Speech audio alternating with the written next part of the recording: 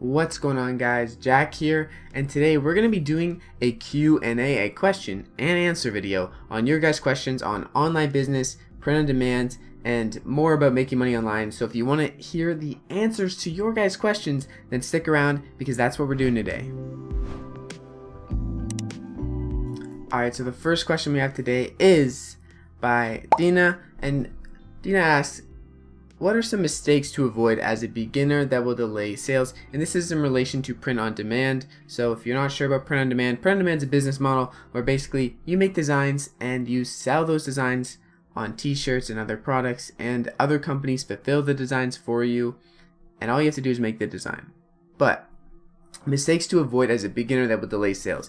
The number one mistake I would say that many people make is they compare themselves to other people way too often, and you have to remember that you have your own progress. So if you're not seeing sales at first, or if you want less delayed sales, you need to put in a little bit more work to get more sales, right? The amount of work you put in usually is the amount of results you get back. So in the start, avoid at all costs comparing yourself to someone else, because that is just going to discourage you. Do things that will inspire you, but don't compare yourself, right? Don't compare yourself, because the more you compare yourself, a lot of the times the less your work you're going to do, because you just thought, oh, I can't get there, or I'm not where they were, so I might as well be doing it wrong.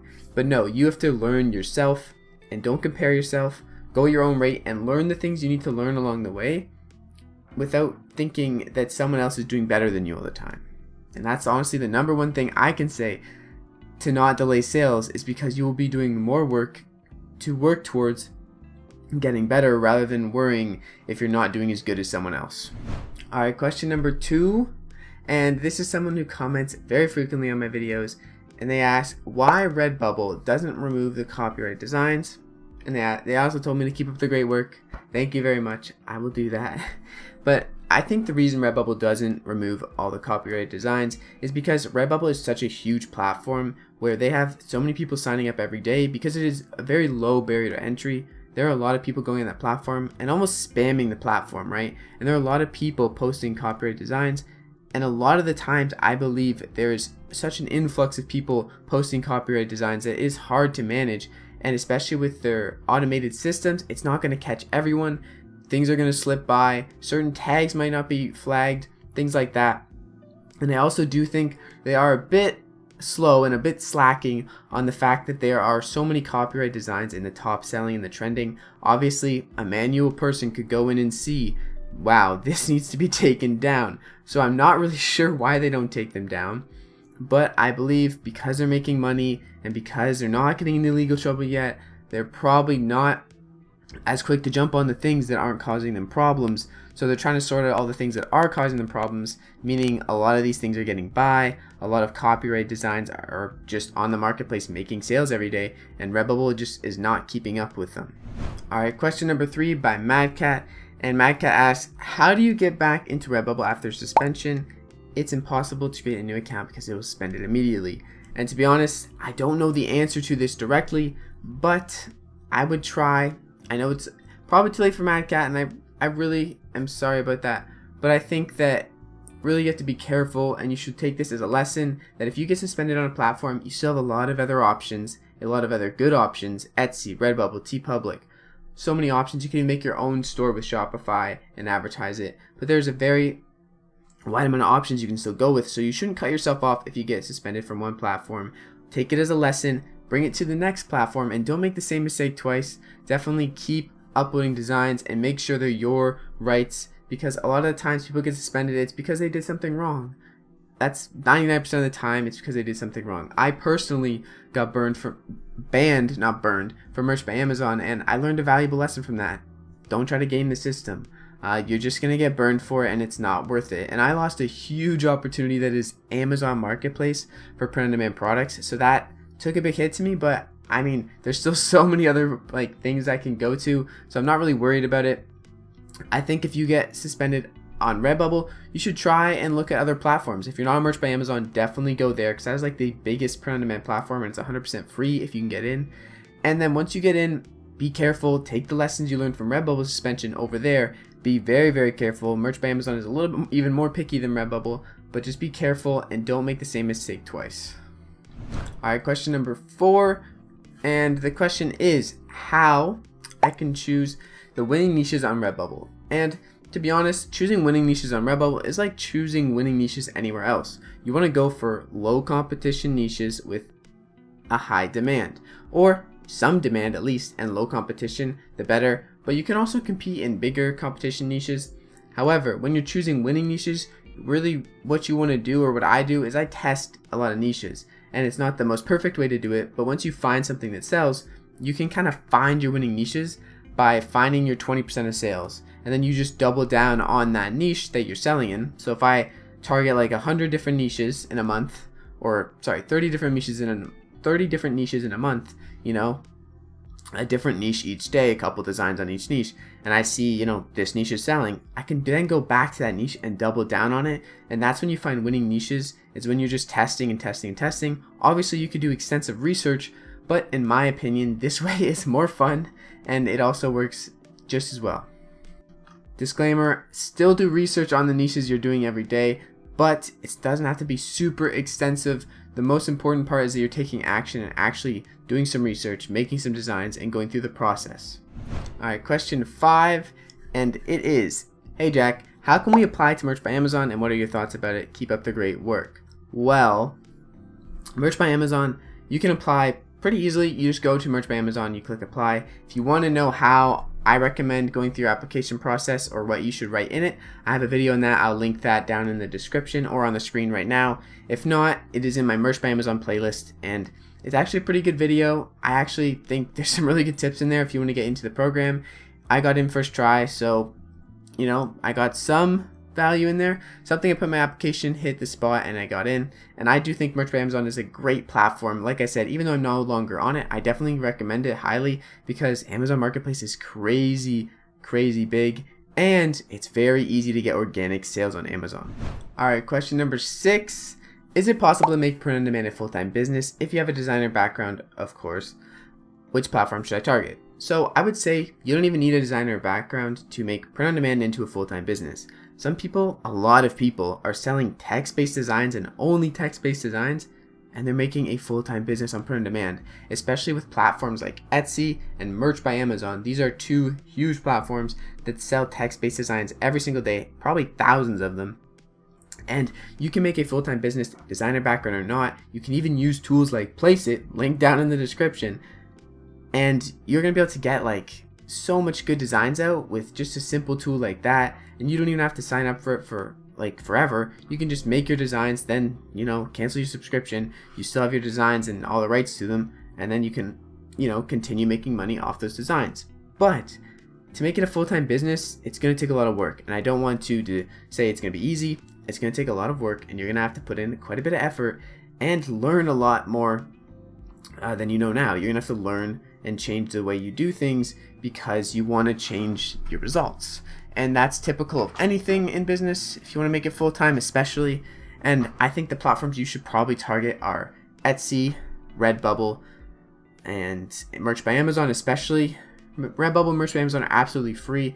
Etsy's a really good platform though, super easy to rank organically with. They are very good. And then also TeePublic's another one that you can just upload the same designs to. Like, you might as well upload your designs to TeePublic if you're uploading them to Redbubble. Very similar design process or upload process in terms of tags and things. TeePublic actually like better, but another huge opportunity to make even more sales, and you can use the same designs. Alright, next question is by Danny, and Danny asked, I have 600 designs uploaded. I made them with Placeit, but in 2 months I've only sold 4 stickers and 3 of them from the same buyer.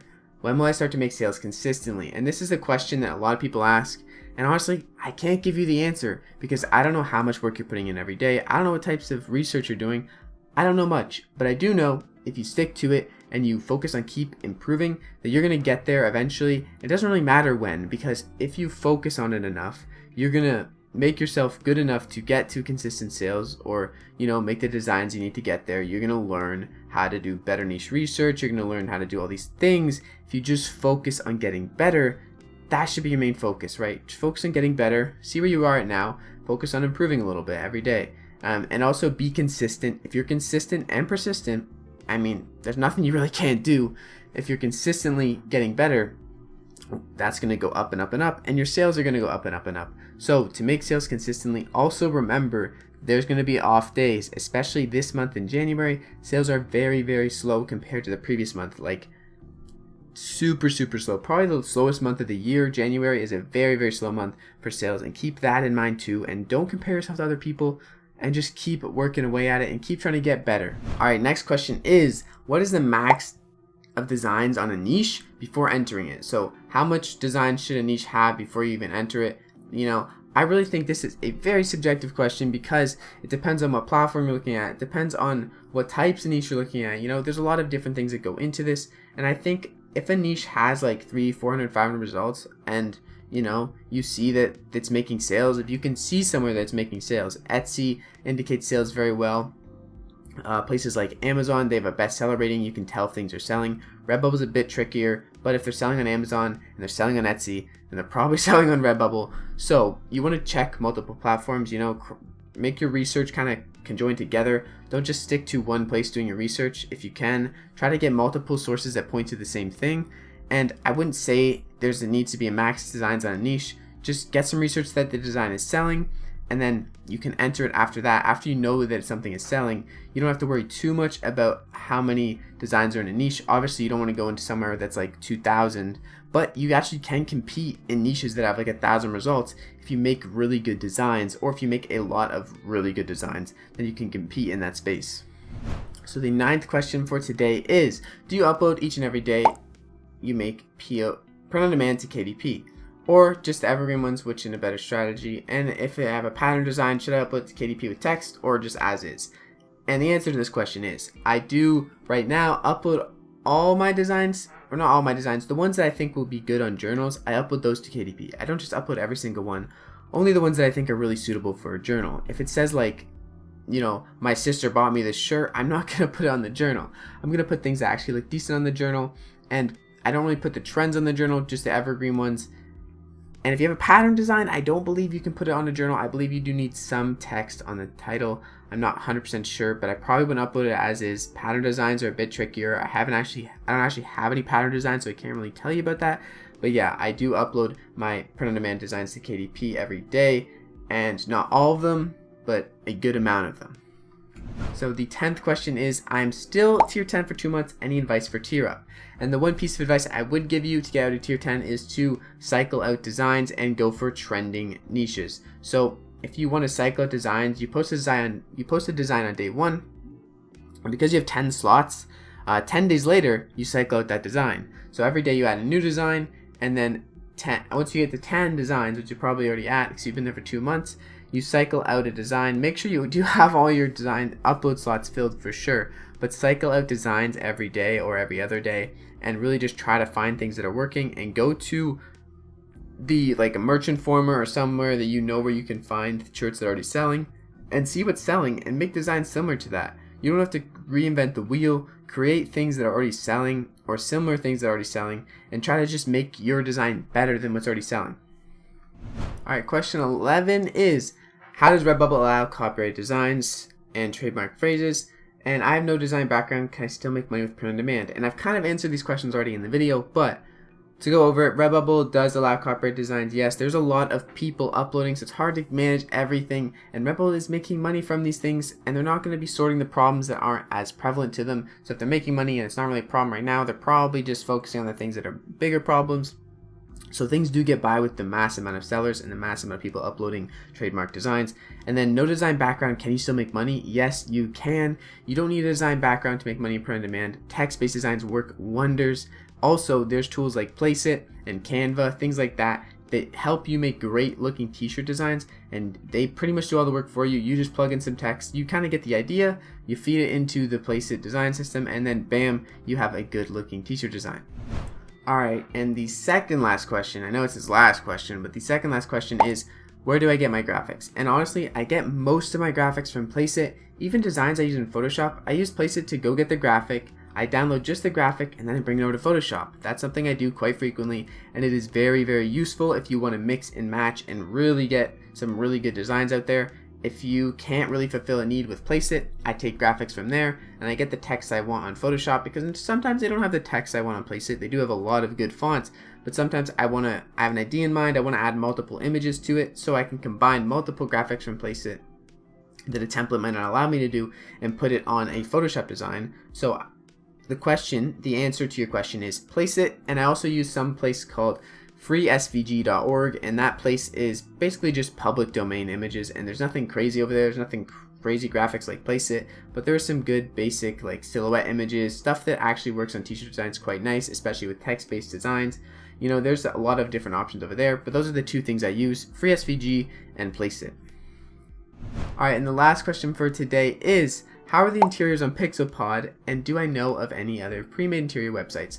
Well, the interiors on Pixelpod are actually quite good. They have a lot of interiors that come out every month. I believe they're up to a couple hundred interiors, quite a few interiors now, and they are on multiple platforms. Like you can use them and make them your own quite easily, and you can kind of change the niche of the interiors, but still have like the researched interior. There are a lot of research done into their interiors. They're not just kind of like thrown out there. They're not just like journal pages.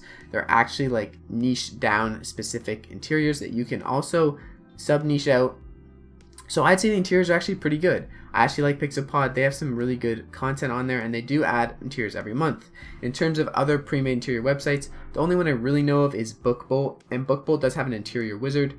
They have a lot of free interiors on there that I actually use. I use their journal interior.